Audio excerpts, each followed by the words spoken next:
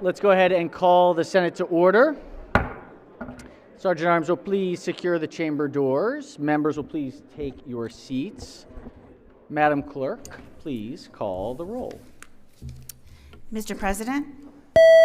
All right, Senators, on this Tuesday, January 20th, we have no stranger to this chamber, Rabbi Ari Goldstein from Temple Beth Shalom in Arnold, Maryland, guest of the distinguished senator from the 33rd District. Please rise for the invocation. Thank you. It's just off script for 1 second, only to say thank you for having me once again. I am honored to be here, and I greatly appreciate the work that you do, and I don't take it for granted. So, eternal source of wisdom and life, we pause at the opening of this session to acknowledge that the power gathered in this chamber is not its own creation. It is entrusted by the people. It's entrusted by history and by the enduring hope that tomorrow can be better than today. Grant these senators clarity of mind and humility of spirit. May they listen before they speak, weigh consequences before they decide, and remember that every policy touches real lives, families, workers, children, and the elderly across this state. In a time of strong opinions and deep divisions, bless them with courage that is steady rather than loud, with integrity that does not bend to convenience. Let disagreement sharpen thought without hardening hearts. Let compromise be guided not by fear but by responsibility. Even in argument, may we have the humility to acknowledge that our opinions may be right for us, but not necessarily everyone. May this body be animated by a concern for justice that is practical, compassion that is disciplined, and hope that is grounded in action. And may the work begun here today contribute to the safety, dignity, and flourishing of all who call Maryland home. Amen. Thank you. Thank you. Appreciate it. As always, it was wonderful. I'm going to stick around for 5 or 10 Please, minutes. wonderful. So, yes, recognize the senator from the 33rd District. Thank you very much, Mr. President. It is an honor to welcome back Rabbi Ari Goldstein back to this chamber, who is one of my favorite human beings and such a joy, and with whom I have the privilege of sharing with the senator from the 30th District. We welcome him back, and I would ask that his words be journalized. Without objection, most certainly, Senator, we will journalize the rabbi's excellent invocation. Very meaningful. Thank you very much. Excellent. All right, has everyone recorded their presence? It appears almost so. All right. The clerk will almost take the call. With 45 members in the chamber and a quorum being present, the Senate of Maryland is now back in session. We do have a resolution today. The senator from Howard and Anne Arundel counties. Thank you. Good morning, colleagues. The history of America is incomplete without recognizing the contributions of all of those within our rich and diverse communities, especially those who have too often gone untold and whose voices have been marginalized. So today we recognize and honor those contributions, particularly the enduring and significant impact of our Korean American community in the state of Maryland. We celebrate Korean American Day as a moment to acknowledge the immeasurable contributions Korean Americans have made to our nation as well as our state since the first Korean American immigrants arrived in North America in 1903. And while Korean American Day is traditionally celebrated every January 13th, we were not in session, and so it's on this occasion a week later that we are coming together to be able to celebrate the contributions that Koreans have made across our state as well. So for the last 123 years, Korean Americans have enriched our society with their vitality and resilience and cultural heritage, serving bravely in the United States Armed Forces and also helping to propel Maryland forward in science, transportation, education, medicine, technology, business, sports, the arts, and nearly every other field. So it is my great honor to be able to recognize 3 Korean American leaders here on the Senate floor. This is President Soo-An Lee, who's the leader of the Korean Society of Maryland. We also have the president of Arirang USA Incorporated, another strong Korean American association here in the state, Do Seok Jang. And we have the president of the Montgomery County Korean American Association, Young Ha Kim. We have a few that were in the gallery that I think went up to the governor's reception for Korean American Day, so they're already up there, but wanted to at least recognize these three with this floor citation from the Maryland Senate. Thank you so much. If we can have a warm greeting to our leaders who are here today. Excellent. And we have a resolution. The clerk will read the resolution in full. Be it hereby known to all that the Senate of Maryland offers its sincerest congratulations to the Korean Society of Maryland in recognition of Korean American Day, celebrating the first entry of Korean immigrants in 1903 and their tremendous contributions to Maryland. The entire membership extends its best wishes on this memorable occasion and directs this resolution be presented on this 20th day of January, 2026. The clerk will call the roll. Mr. President? Has everyone recorded their vote? If so, the clerk will take the call.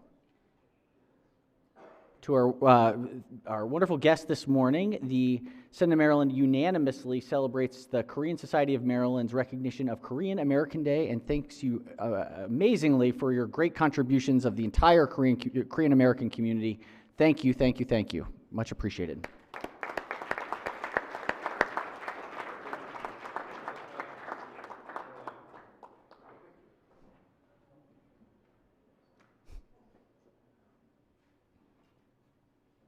All right, excellent. Thank you all so much for being here. Thank you for joining us, and I think they will have you all head up to the governor's office now. I think they're doing a celebration in the ceremonial room. All right, I think we also have some other guests from Frederick County. Recognize the senator from Frederick County. Thank you, Mr. President. I'd like to take this opportunity to recognize in the gallery we have the senior level Girl Scout Troop 81260 from Jefferson, Maryland. All 8 of our scouts are freshmen at Brunswick High School. Traditionally, these girls would have had the opportunity to tour the state capitol in 4th grade with their classmates, but when COVID struck and while they were in elementary school, those plans were canceled.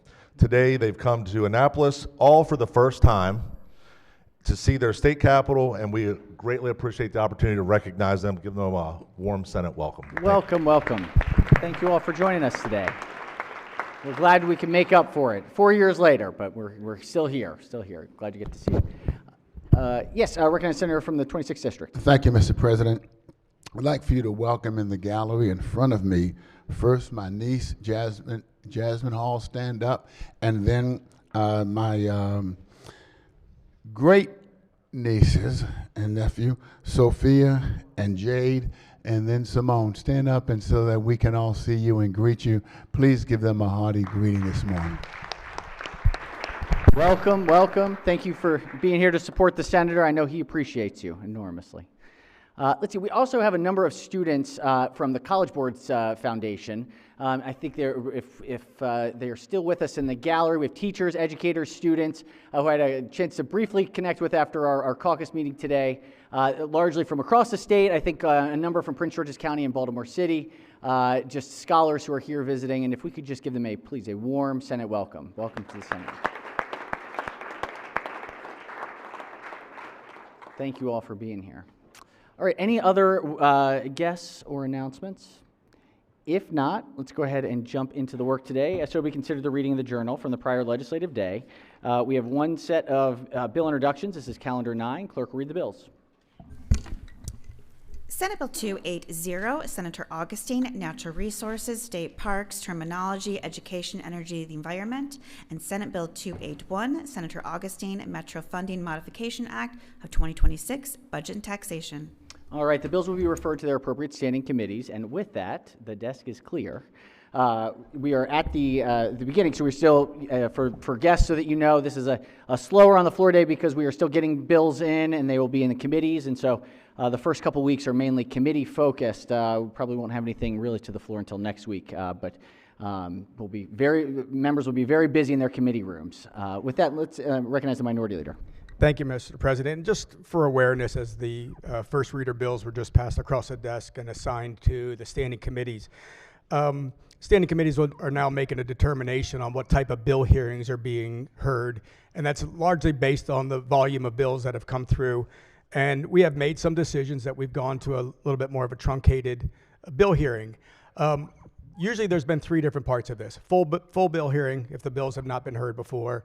If the bills have been heard before and passed unanimously, then we've gone to sponsor only. If the bills have been heard before but didn't move, then we've gone to usually a smaller support and opposition panels. Just to make sure that as we're taking these bills, a lot of bills are coming through right away, that the committee chairs and the staff as assigning those are making sure that the bills are completely identical if they're moving to a sponsor only or a limited a bill hearing process. We want to make sure that if these bills, whether they have the same name or not, but might be a little bit different, there might be some variations, that they would be subject to a full bill hearing if that's the case. So if just would appreciate that as we're looking forward. Thank you. Well, thank you, Senator, and thank you for bringing that to our attention. We'll certainly follow up if there are bills that folks want to have a conversation with. Please don't hesitate to reach out to the chairs, myself, and we will make sure to accommodate for those particular issues. Are there any other announcements? Yes, a senator from District 6. Thank you, Mr. President. We have our first Bible study coming up tomorrow morning at 8 o'clock on the second floor. And we will be having this year not one, but 2 prayer breakfasts this year. And we will be announcing the times when we're having them. We are welcoming everybody for this. It's no cost. We would just love everybody to have the opportunity just to come in and relax, a good time, and just have a time of fellowship. That's what it's all about anyway. Thank you, Mr. President. Thank you, Senator. Thank you for bringing that to our attention. Other announcements, events, or otherwise? If not, we do have a special note, who probably does not want me to announce this, but that's okay. Our senior trooper, Stuart, will be getting his official promotion to corporal tomorrow. So we will not be here to celebrate it for the pro forma. He said he's got to pull out his dress trooper outfit, which, hopefully isn't too tight, that's no. All out of love, all out of love. Yeah. All right, any other announcements today? Oh, yes, committees, yes, please, Chair of Finance. Thank you, Mr. President, and to the Finance Committee, enjoy your afternoon off. This will be the only day we don't have briefings or committee hearings.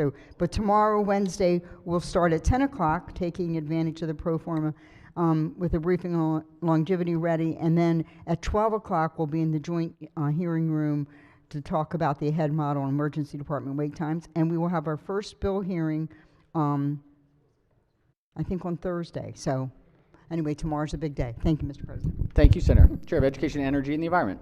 Thank you, Mr. President. The EEE committee will not meet today, but tomorrow we will start our bill hearings at 11 a.m. 7 bills, mostly election law bills. Tomorrow, 11 a.m. 11 a.m. Excellent. Chair of Budget and Tax. Thank you, Mr. President. Today we will have briefings from the Comptroller and DeWitt at 1 o'clock, and tomorrow at 10 a.m.